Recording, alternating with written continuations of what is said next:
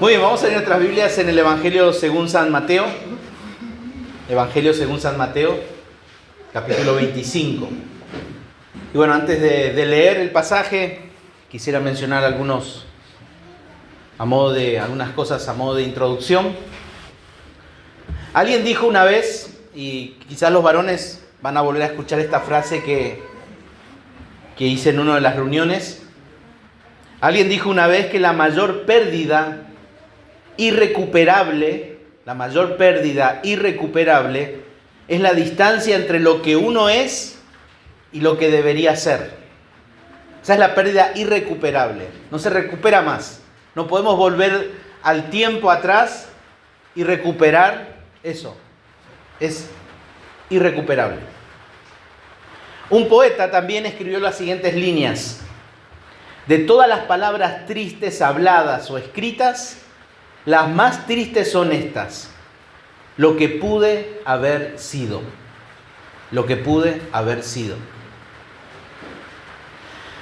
Y si miramos las Escrituras, la Biblia también está llena de advertencias, de aprovechar la oportunidad mientras uno esté disponible.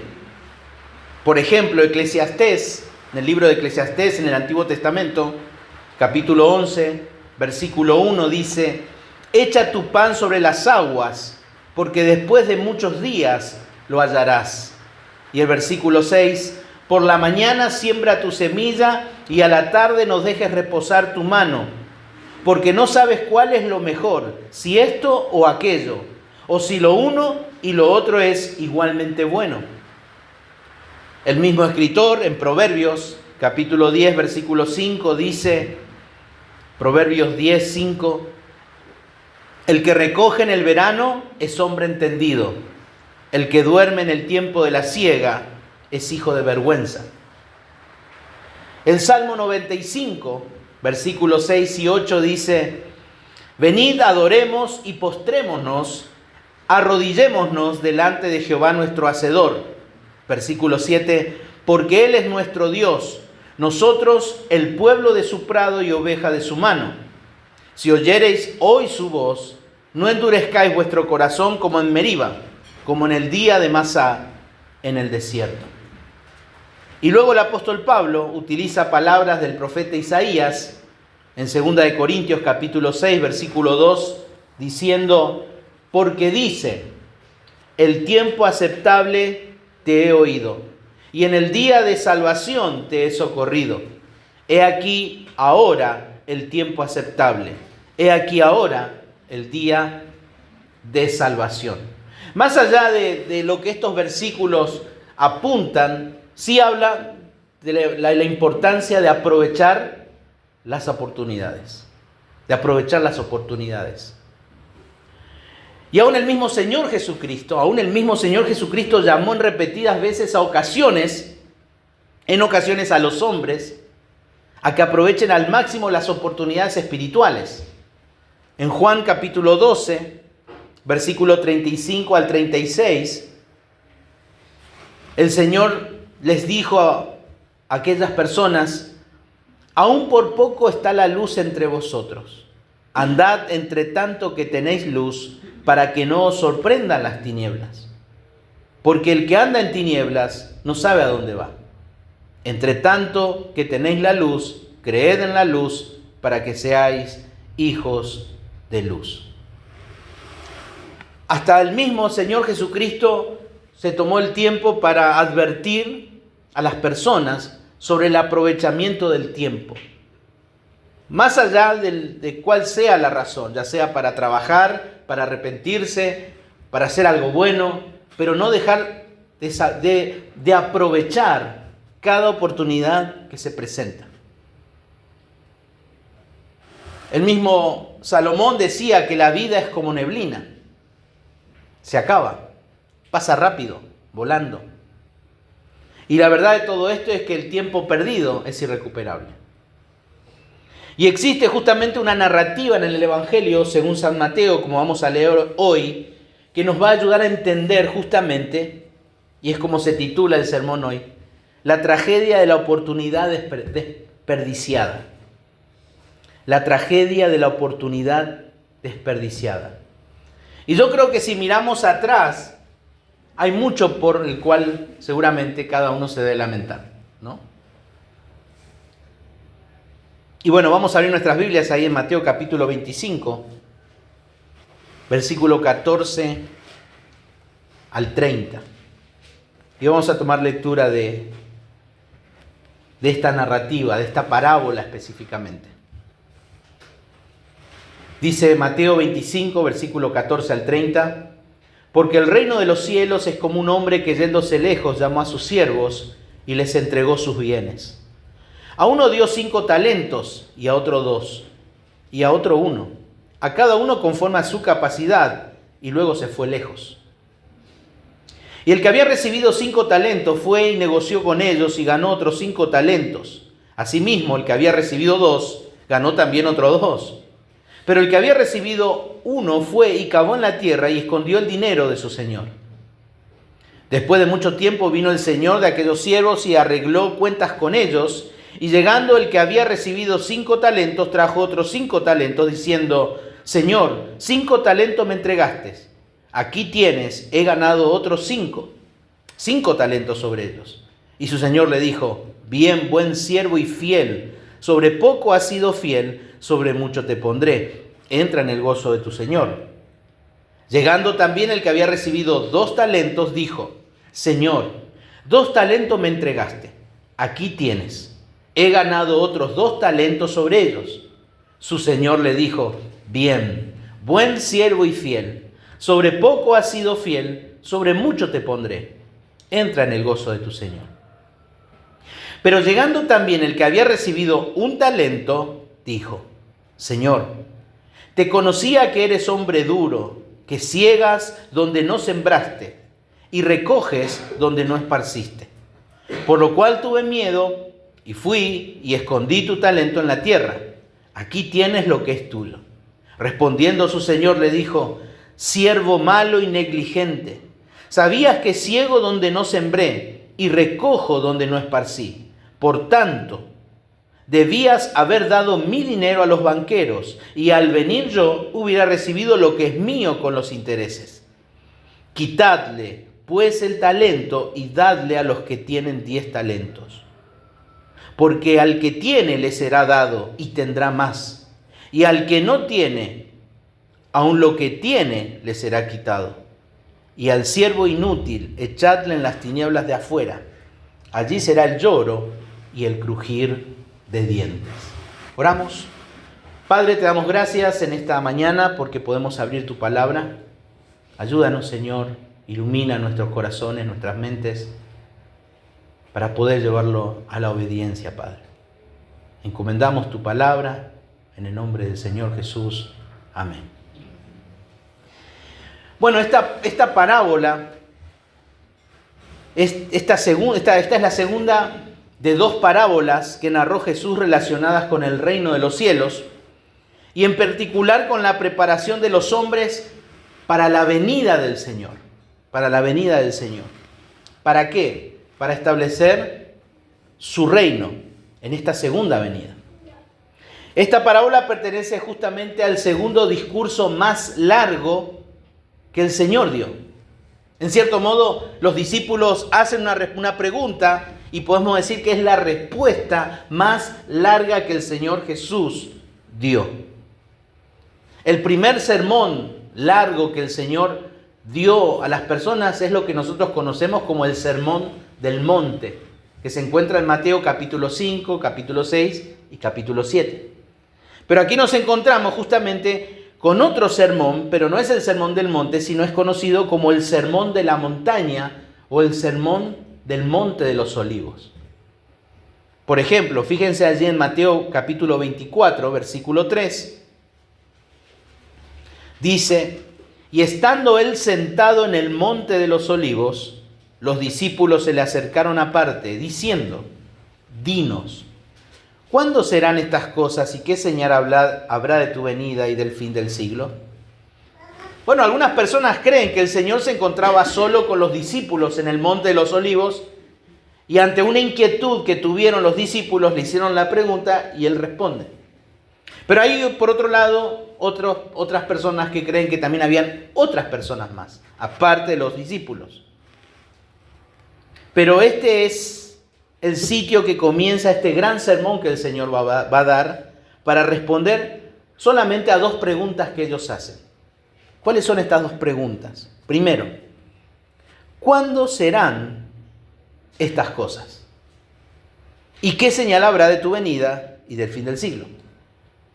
Estas dos preguntas justamente surgieron a base de la acusación del Señor Jesús a los judíos, a los religiosos de aquel entonces, donde les dice hipócritas y los acusa el Señor Jesús y luego da una sentencia, un juicio.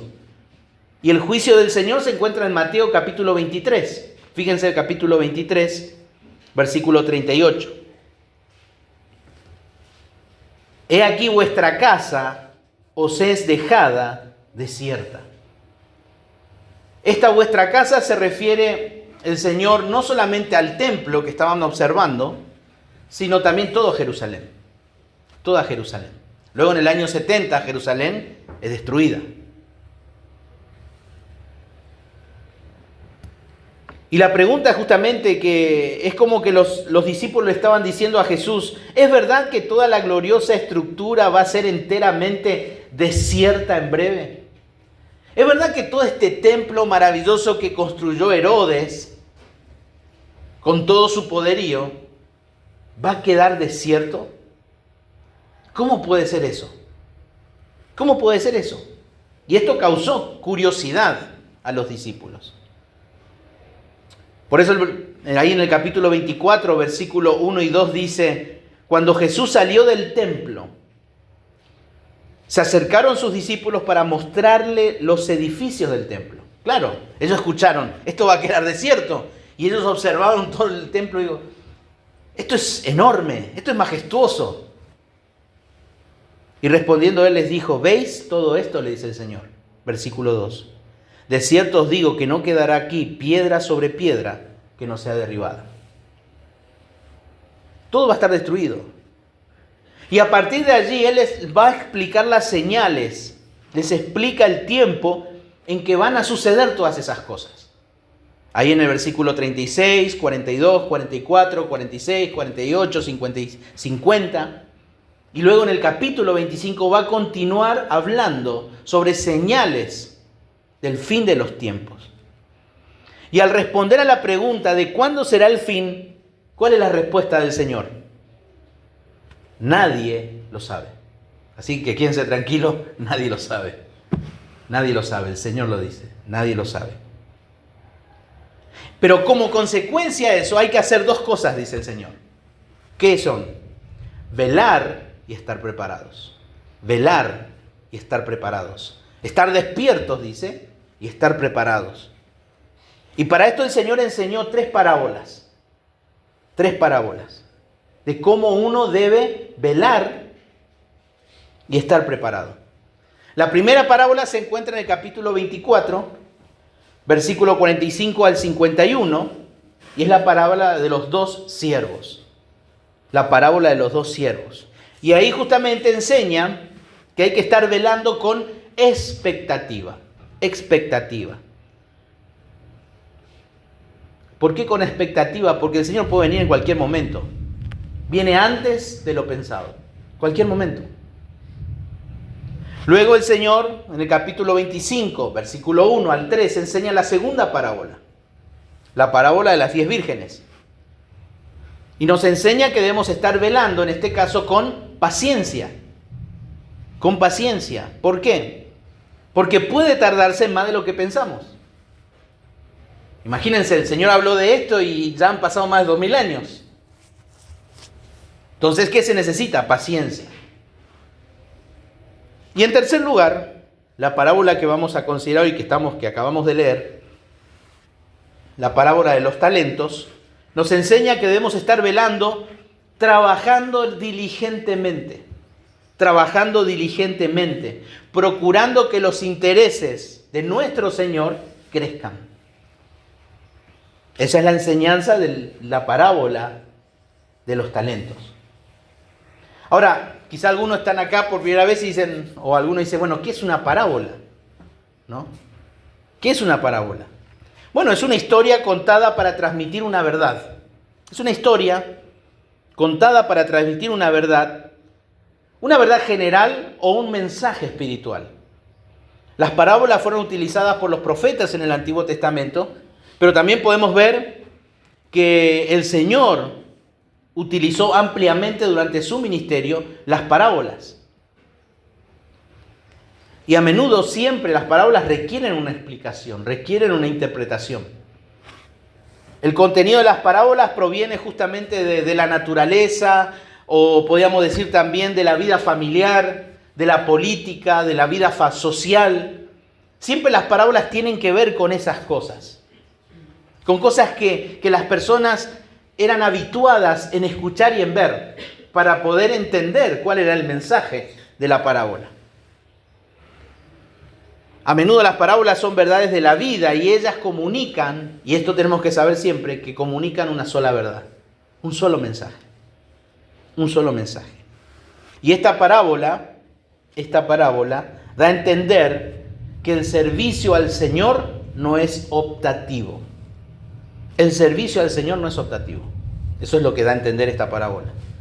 Porque es incongruente pensar que existan personas que solo les interesó ser salvos o salvas y no estar interesados en servirle a Dios. Es incongruente, no se puede entender eso.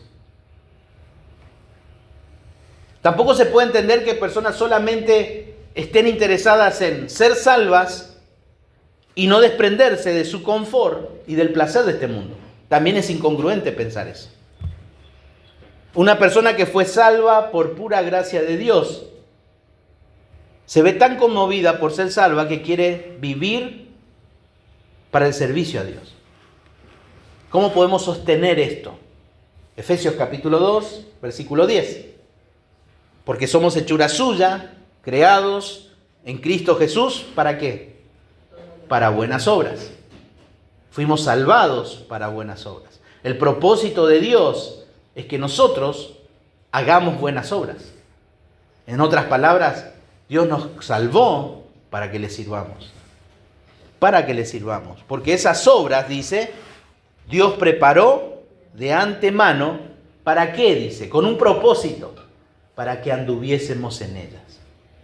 Entonces, un momento clave para nosotros en esta mañana, que pensemos en esto. Estamos andando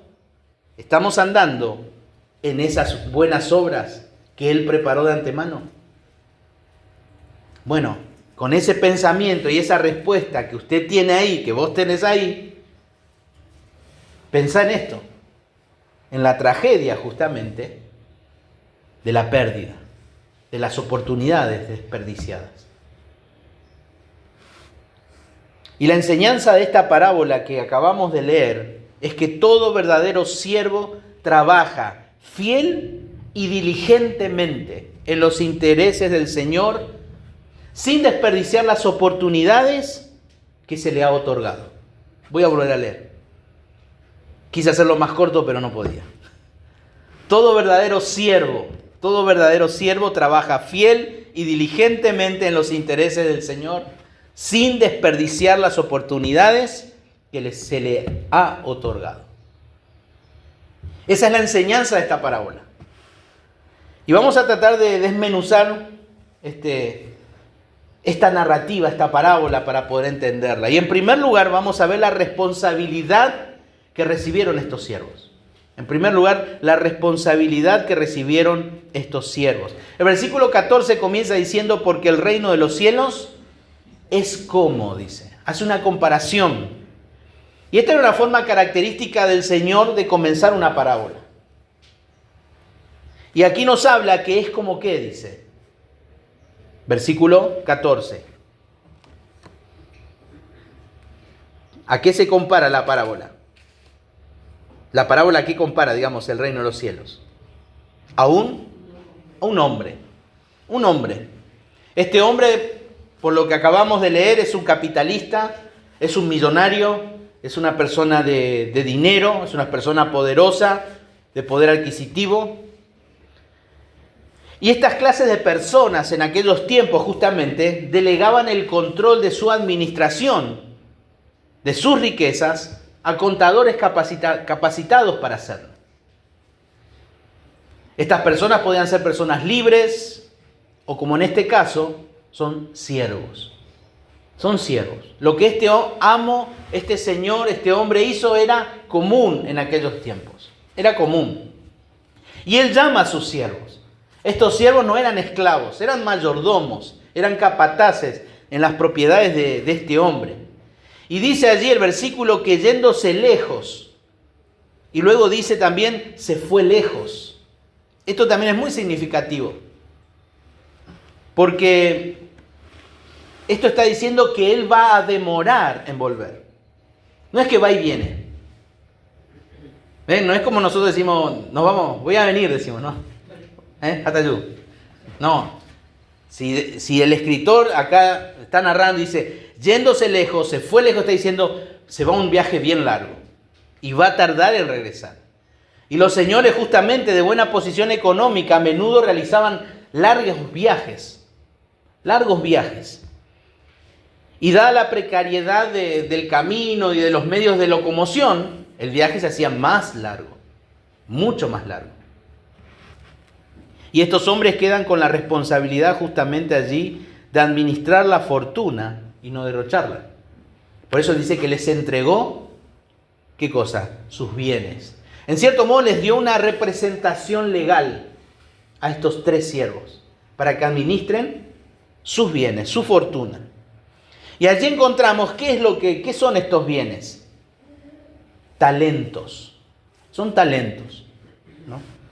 De ahí viene la palabra que nosotros utilizamos cuando una persona tiene cierta capacidad, tiene un talento, decimos. Bueno, pero aquí la palabra en este contexto se utiliza para hablar específicamente de mucho dinero. No de dinero, de mucho dinero. De mucho dinero. Antiguamente esta palabra tiene que ver con el peso entre 26 a 30 kilos, específicamente de oro puro. De oro puro.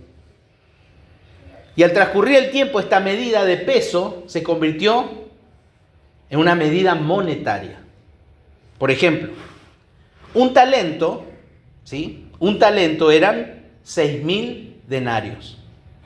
6.000 denarios. ¿Qué quiere decir esto? Un denario era el jornal de un operario que cobraba al día. Un denario. Y un talento era 6.000 denarios. Por lo tanto, un talento era el jornal de ¿cuántos días? 6.000 días.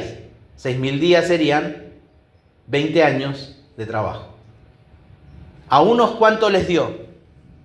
5 talentos. 5 por 6. 30. Muchísima plata. Muchísimo dinero. Les dio para que ellos administren. Muchísimo. Pero dice a cada uno conforme a qué? A su capacidad. Y este hombre conocía a cada uno de sus siervos. Sabía cuánto le podía dar a uno, cuánto le podía dar al otro. Pero acá lo importante no es cuánto le dio a cada uno, sino qué ellos hicieron con lo que se le dio. Eso es lo importante de esta parábola. Bueno, hasta aquí vimos entonces la responsabilidad que ellos recibieron. Ahora vamos a ver la reacción que ellos tuvieron. En segundo lugar, al recibir esto, ¿cuál es la reacción de estos siervos ante la tremenda responsabilidad que le dieron? Mucha plata. Pensemos al que se le dio solamente uno. Le dio el sueldo de 20 años. Fíjense la confianza que tenía este hombre de darle. Ellos se podían mandar a mudar con eso. Bueno, el primero, versículo 16. ¿Cuál fue la reacción del primero? El que había recibido 5 talentos fue y negoció con ellos y ganó otros 5 talentos. Ahí cuando dice negoció, el tiempo verbal es como diciendo se la pasó negociando. Se la pasó haciendo negocios con ese dinero. El segundo, versículo 17, dice: asimismo, el que había recibido 2 ganó también otros 2. Y el tercero, versículo 18, dice, pero el que había recibido uno fue y cavó en la tierra y escondió el dinero de su señor. Lo guardó. Dice, lo escondió, lo guardó. Y uno dice, ¿qué quiso hacer con esto? Bueno, en realidad era normal en aquellos días enterrar los bienes. ¿Por qué? Justamente por los ataques o las invasiones de los enemigos, para que no vengan y se los roben todo. ¿Se acuerdan lo que hizo? Bueno, si bien habla del pecado oculto en la historia de Josué, pero ¿se acuerdan qué fue lo que hizo Acán? Fue y escondió el tesoro. Si bien con un objetivo pecaminoso, pero esa acción era normal en aquellos tiempos. Hacer eso. En lugar de ponerlo en el banco, que vengan y se lo lleven, lo escondían. No sé si eso tiene que ver acá con... No sé si tiene que ver con eso, pero es muy probable que también sea por miedo a las invasiones. Entonces este hombre no malgastó los bienes, él no malgastó, no se los robó, podríamos decir lo cuidó, ¿no? Lo escondió. Quiero ser precavido, bueno, mejor no jugarse, voy a esconderlo. Él se dedicó a realizar otras tareas, otras cosas, en lugar de administrar lo que el Señor, su Señor, le dio para que haga. Pero bueno, así como el hombre dio una responsabilidad a ellos y ellos la recibieron, y así fue como ellos reaccionaron, cómo actuaron con respecto a esta responsabilidad. Pero ahora a partir del versículo 19 al 27 vamos a encontrar la rendición de cuenta que ellos enfrentaron. Ahora hay que rendir cuenta de lo que se les dio para que hagan. Versículo 19 dice, después de mucho tiempo vino el Señor de aquellos siervos y arregló cuentas con ellos. Arregló cuentas con ellos. Ahí arregló cuentas quiere decir saldar cuentas. Aclarar las obligaciones financieras. A veces tenían que ver con pagar o con cobrar. Bueno, vamos a ver y empezó a llamar. El primero, versículo 20. ¿Qué pasó con el primero? Dice, y llegando el que había recibido 5 talentos, trajo otros 5 talentos, diciendo, Señor, 5 talentos me entregaste, aquí tienes, he ganado otros 5 talentos sobre ellos. Podemos leer nosotros acá justamente entre líneas el gozo del siervo. El gozo que tenía el siervo. Entregándole ¿qué cosa? El doble. Imagínense. Contento él, mirá, acá te devuelvo lo que me diste, pero con creces. El doble. El 100%. El doble. Él entrega lo que se le confió y no habla nada de sí mismo.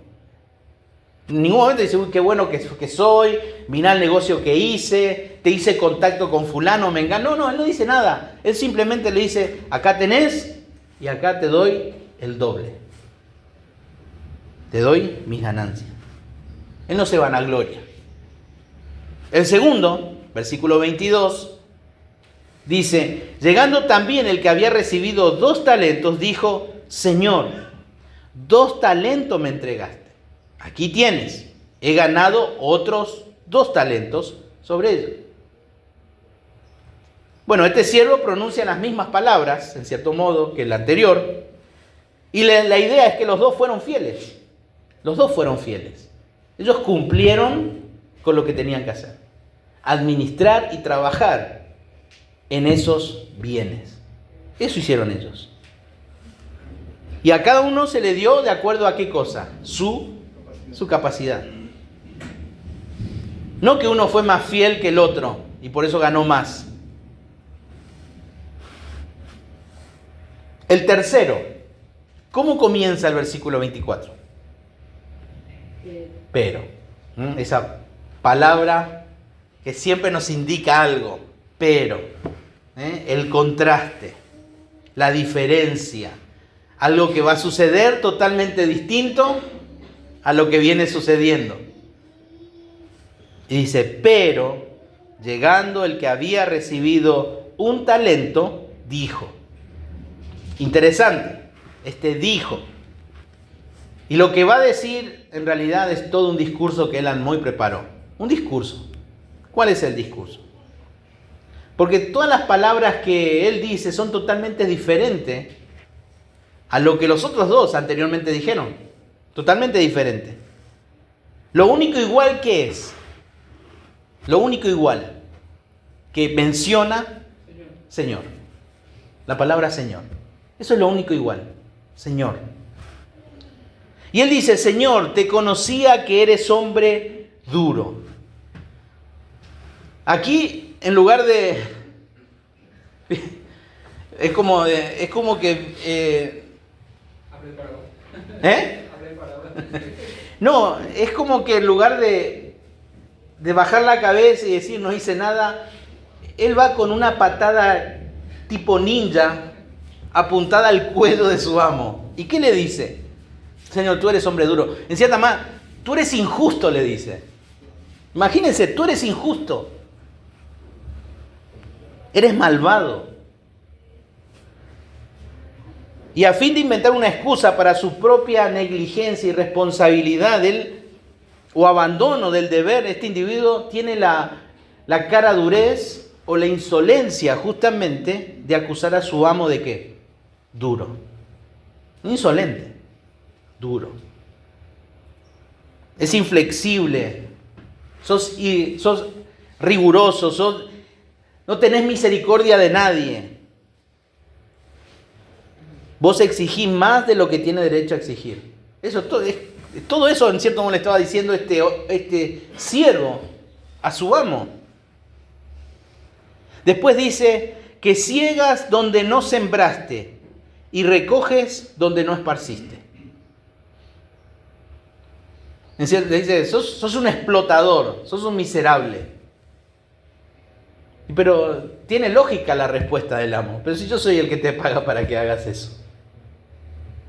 Pero ni siquiera dijo eso el amo. Él que es como decir, yo sabía luego que me ibas a pedir más. ¿No? Famoso, ¿eh? Yo sabía luego que me ibas a pedir más. Por eso vos sos duro. Por eso vos sos duro. Luego el versículo 25 dice, por lo cual tuve miedo y fui y escondí tu talento en la tierra. Una pregunta, ¿tuvo miedo? No. Su insolencia le muestra que no tenía miedo. Era un cara dura.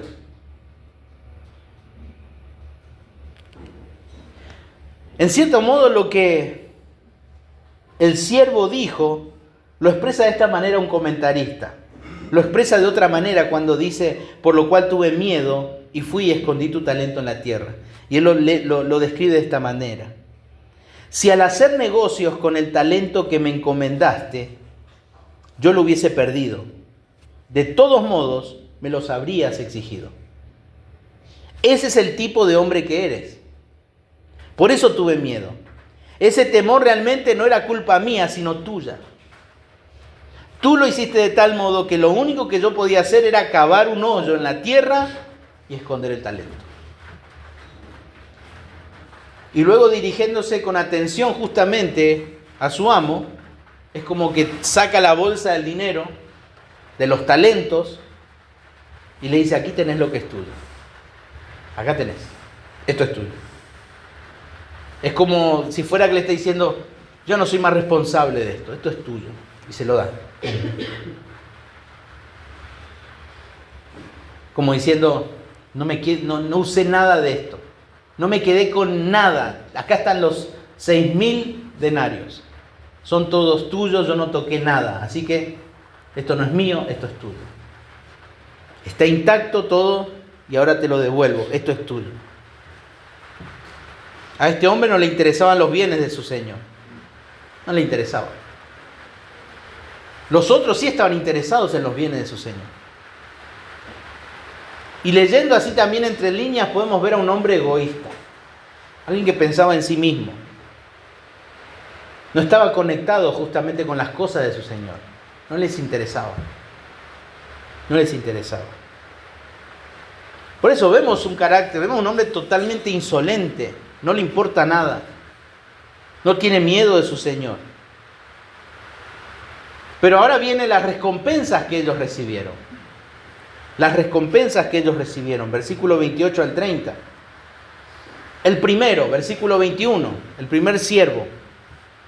Y su señor le dijo: bien, buen siervo y fiel, sobre poco has sido fiel. En la antigüedad, justamente, a menudo se invocaba el principio de que la integridad en los asuntos pequeños calificaba a una persona para comprobar su integridad. En la antigüedad, para ver realmente si esta persona es íntegra, se le daba tareas pequeñas. Y si las cumplía, se podía ver la integridad de esa persona.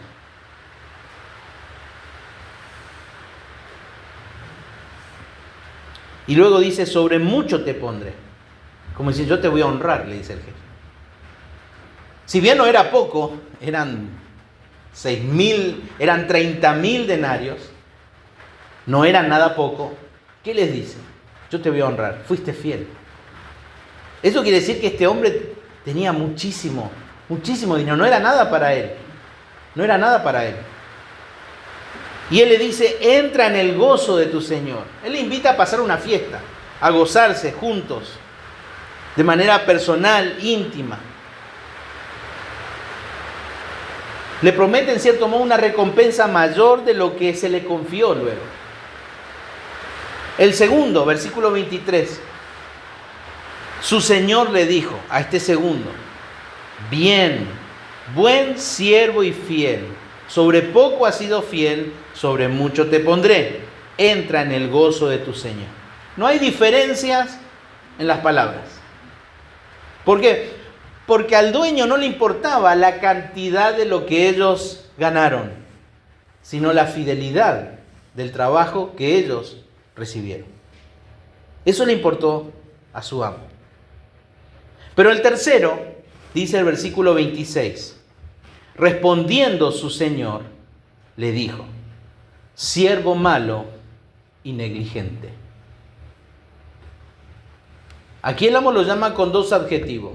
Primero le dice malo, de cierto modo, moralmente perverso. Después de haberlo escuchado, sin lugar a dudas, no le importaba nada. Y segundo dice negligente. Fuiste perezoso, inútil, inservible, sin mérito. No sos una persona rentable, no servís para nada. Si te tengo que aconsejar y darte una carta de recomendación, ni te la doy. Me daría vergüenza al decirle justamente negligente. El verbo ahí responder, dice respondiendo su Señor. Este responder tiene un sentido fuerte. No fue de las mismas palabras que respondió a los dos siervos anteriores. Y está el verbo aquí, sabías. Él sabía cómo era el carácter de su Señor y lo que éste esperaba de él. Así que este hombre, este siervo, no tiene excusa. Si vos sabés que yo soy duro, ¿por qué hiciste esto? Si vos me conocías muy bien, le dice el dueño, el amo, ¿por qué hiciste esto? En cierto modo, tus propias palabras te condenan. Tus propias palabras te condenan. Versículo 25 habíamos leído: tuve miedo. Él no tuvo miedo, él era un mentiroso. No le tenía miedo a nada. Versículo 27 dice: por tanto, debías haber dado mi dinero a los banqueros y al venir yo hubiera recibido lo que es mío con los intereses. Versículo 28. Quitadle pues el talento y dadlo al que tiene 10 talentos. Y esta fue la recompensa. La recompensa del primero, ¿cuál fue? El talento que se le dio al tercero. Se le dio más. Y la recompensa, pero también tuvo una recompensa este siervo malo. Versículo 29. Porque al que tiene le será dado y tendrá más. Y al que no tiene, aún lo que tiene le será quitado.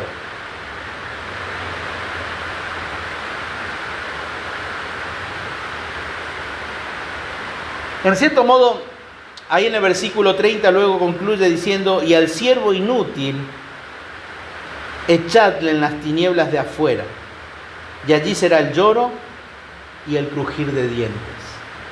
Allí será el lloro y el crujir de dientes. En cierto modo este final tiene un final enigmático, podríamos decir. Porque dice, porque al que tiene le será dado y tendrá más, y al que no tiene, aún lo que tiene le será quitado. Es medio difícil de entender eso. ¿Qué se le va a quitar de lo que no tiene? Y a esto se le llama justamente un dicho parabólico, porque acuérdense que las parábolas eran confusas, no eran entendibles, se necesitaba que alguien explicara esto. No se olviden, el que está contando la parábola, ¿quién es? El mismo Señor Jesucristo. El mismo Señor Jesucristo.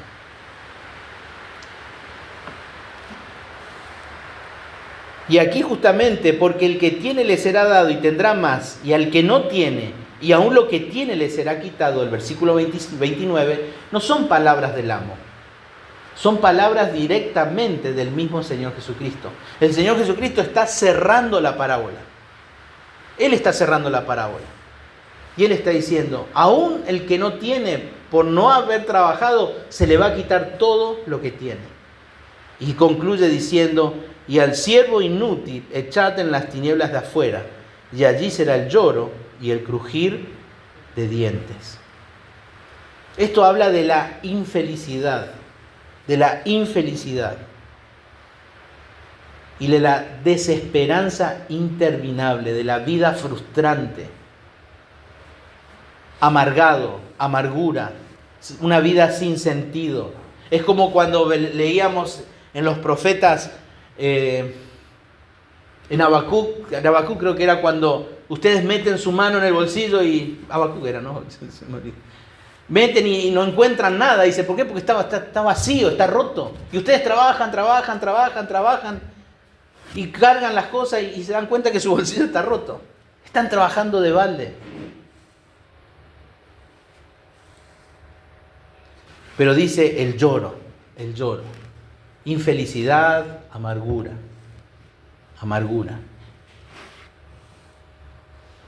Pero también dice, y crujir de dientes. Y esto ya lo hemos estudiado una vez, esta expresión, el crujir de dientes. Y es una expresión que encontramos en Mateo, en el capítulo 13, capítulo 22, capítulo 24, en Lucas 13. Y esta es una metáfora bíblica para expresar la furia humana, el enojo. Y es interesante porque esta expresión habla de un enojo, habla de la rabia, crujir de dientes.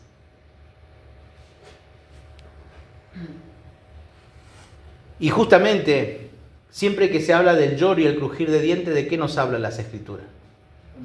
Del infierno. Es como que este crujir de dientes, el siervo le dice a su amo, ¿cómo te atreves a hacerme esto? ¿Cómo te atreves a sacarme todo lo que yo tengo? ¿Cómo te atreves? ¿Quién sos vos para hacer esto de mí? Eso es el crujir de dientes, en cierto modo. Llora la amargura, la tristeza de perder todo y decir, ¿por qué no lo hice? Teniendo la oportunidad de haberlo hecho, no lo hice. Lloro y amargura, pero a la vez rencor, odio. Como diciéndole a su amo, ¿quién sos vos para quitarme todo lo que yo hice? ¿Quién te crees? Bueno, sin lugar a dudas, al mirar la historia, este es un hombre inconverso. Es un hombre inconverso. Es un ejemplo de un creyente, mejor dicho, de un no creyente entre los creyentes. Como que figura parte del reino. ¿Se acuerdan? ¿Qué era comparado con el reino en esta parábola? Un hombre, un amo. Y este amo tenía a cargo siervos.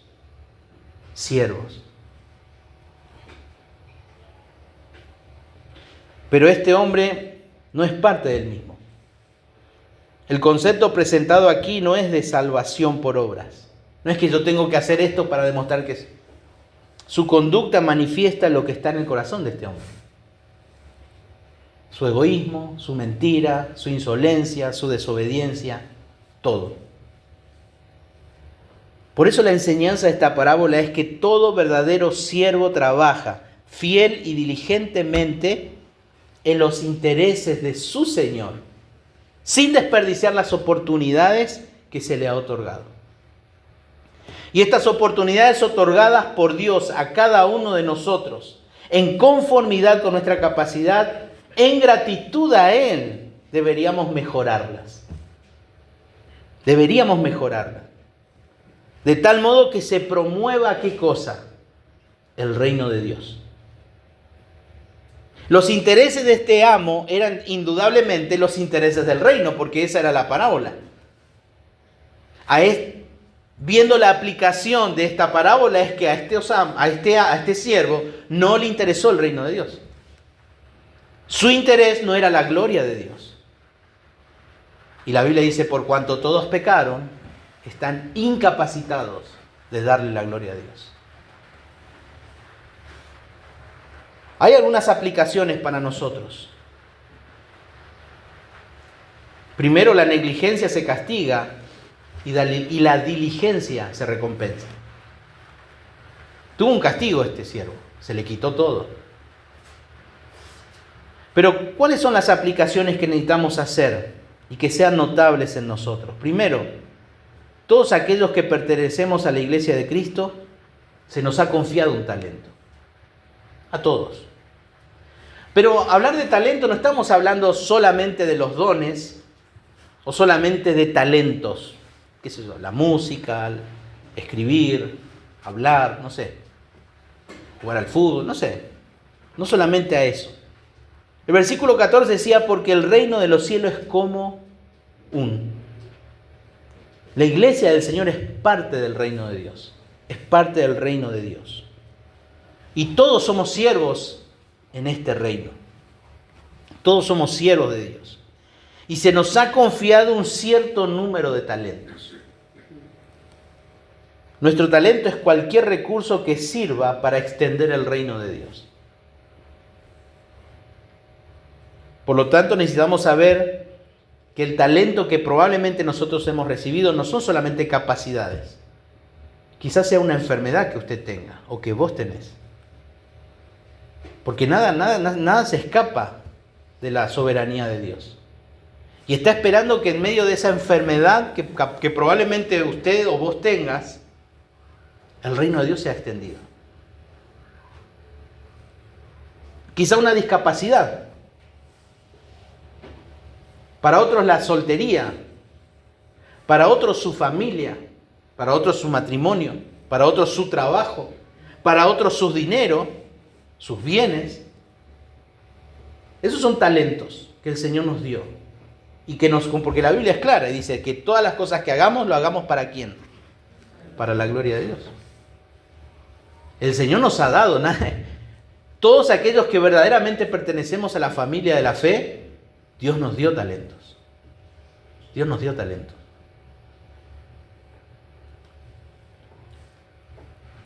Un pastor llamado Juan Carlos Rail decía lo siguiente: cualquier cosa con la que podamos dar gloria a Dios es un talento. Cualquier cosa. Nuestros dones, nuestra influencia, nuestro dinero, nuestro conocimiento, nuestra salud, nuestra fuerza, nuestro tiempo, nuestros sentidos, nuestra capacidad de razonar, nuestro intelecto, nuestra memoria, nuestros afectos, los privilegios que tenemos como miembros de la Iglesia de Cristo, las ventajas que se nos concede, la posesión de la Biblia, todas estas cosas, todas ellas son talentos. ¿De dónde vienen todas estas cosas? ¿Qué mano nos la dio? ¿Por qué somos lo que somos? ¿Por qué no somos gusanos de los que se arrastran por la tierra? Solo hay una respuesta a estas preguntas. Todo lo que tenemos es un préstamo de Dios. Somos administradores de Dios. Somos deudores de Dios. Dejemos que este pensamiento penetre hasta lo más profundo de nuestros corazones. Ahí termina la cita. Por lo tanto, todos nosotros recibimos un talento. Nuestro trabajo, ¿cómo lo está haciendo? Otra de las aplicaciones que podemos sacar de esta historia es el verdadero amor a Dios. El verdadero amor a Dios se manifiesta según lo que hacemos con el talento que hemos recibido. Una de las mejores maneras de demostrar que amamos a Dios es cómo nosotros usamos ese talento. ¿Y cómo usamos ese talento? El amor que supuestamente tenemos debemos demostrarlo usando eso que Él nos ha confiado. Segunda de Corintios, capítulo 5, versículo 14 y 15 dice: porque el amor de Cristo nos constriñe pensando esto, que si uno murió por todos, luego todos murieron.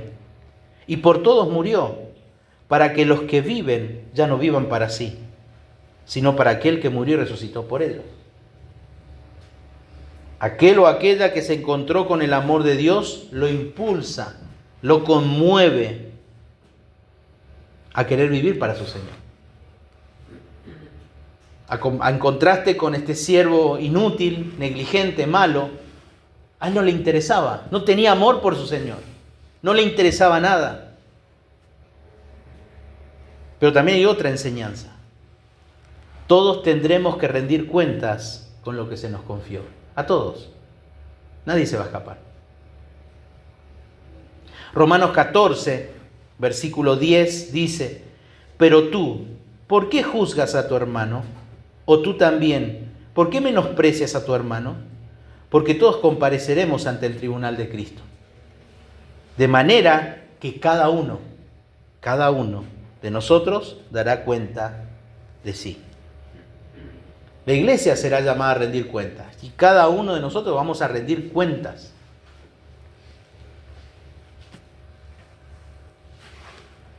Y en el día del juicio no importa el número de oportunidades de servicio que hayamos tenido. La pregunta solamente es si hemos sido fiel con lo que se nos otorgó. También hay otra enseñanza. Todos seremos retribuidos de acuerdo a lo que hicimos. Primera de Corintios 4:5 dice: por lo tanto no juzguéis nada antes de tiempo, hasta que venga el Señor, el cual aclarará también lo oculto de las tinieblas y manifestará las intenciones de los corazones. Entonces cada uno recibirá alabanza de Dios. Imagínense, nosotros que estamos acá cada domingo, venimos, le alabamos, le adoramos. Y cuando estemos en la gloria, aquel Dios a quien alabamos y adoramos, si hemos sido fieles en los dones que nos ha dado, o talentos que nos ha dado, Él nos va a alabar. Tremendo, ¿no? Tremendo. Pero eso según qué dice. Las intenciones del corazón. ¿Por qué cosas estoy haciendo?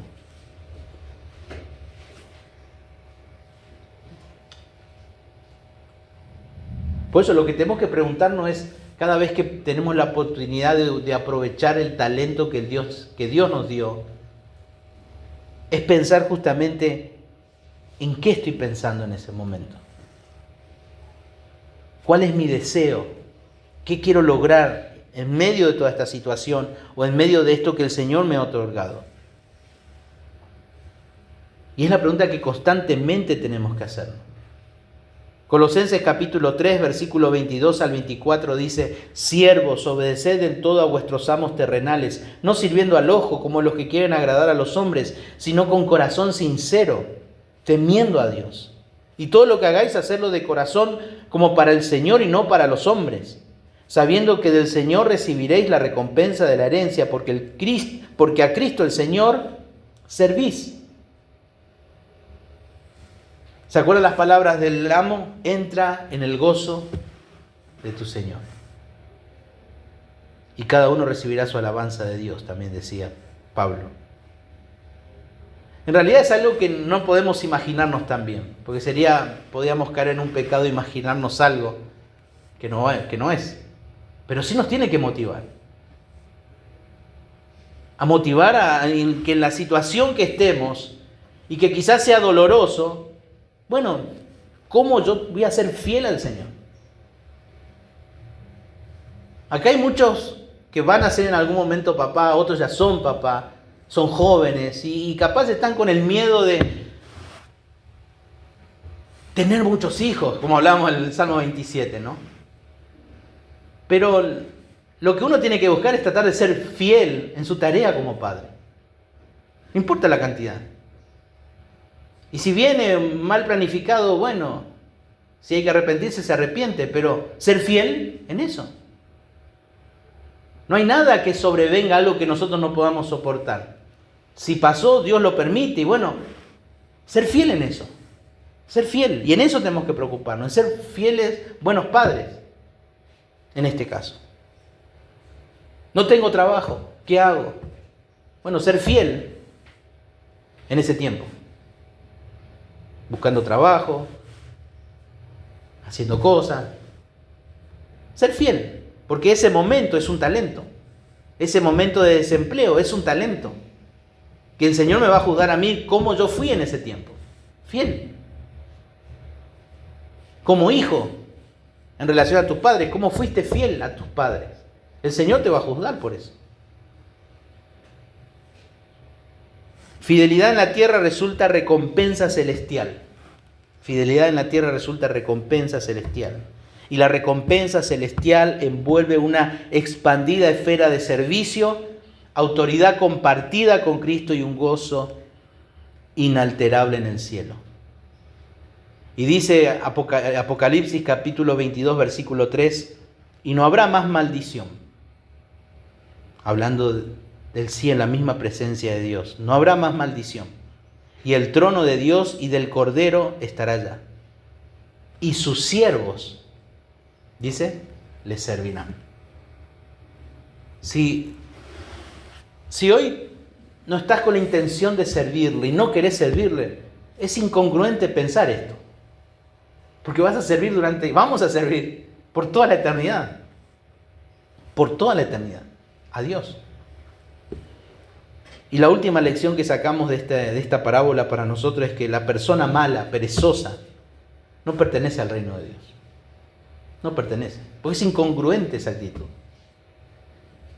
Porque se justifica a sí mismo. Y solamente lo que hace es presentar excusas.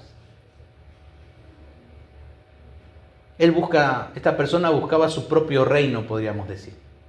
Y hay personas que tristemente buscan su propio reino, sus propios intereses en la iglesia del Señor. Este hombre, por lo tanto, dice, el Señor dijo, fuera, quitadle. Y allí será el lloro y crujir de dientes. Y como decía Sproul, hablando del lloro y crujir de dientes, que en el infierno van a haber dos clases de personas.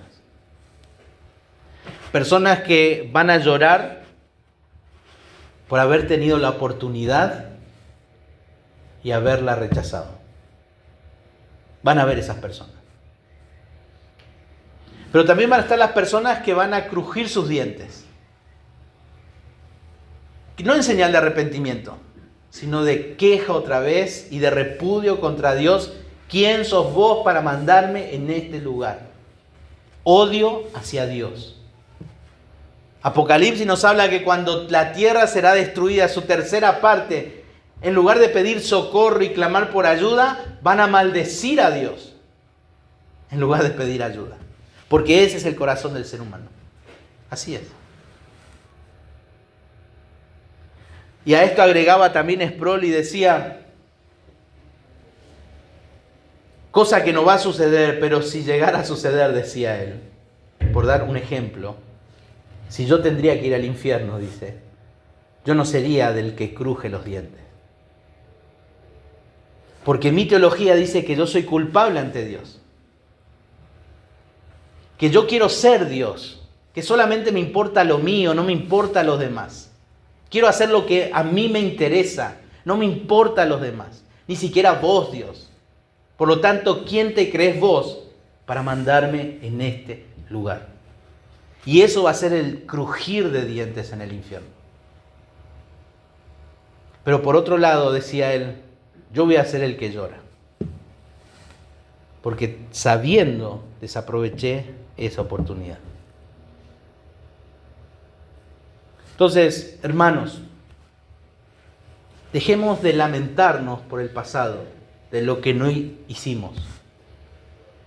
Lo que mejor podemos hacer ahora es pedirle perdón al Señor por no haber aprovechado esas oportunidades.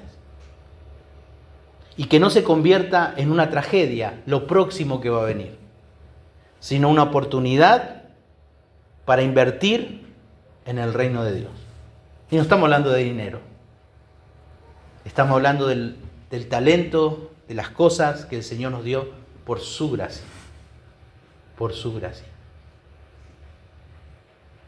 Pero no nos confundamos, no estemos cómodos, porque eso es señal de algo. Falta de interés, falta de amor, y el Señor quita. Que no sea que perdamos todos y vivamos una vida amargada.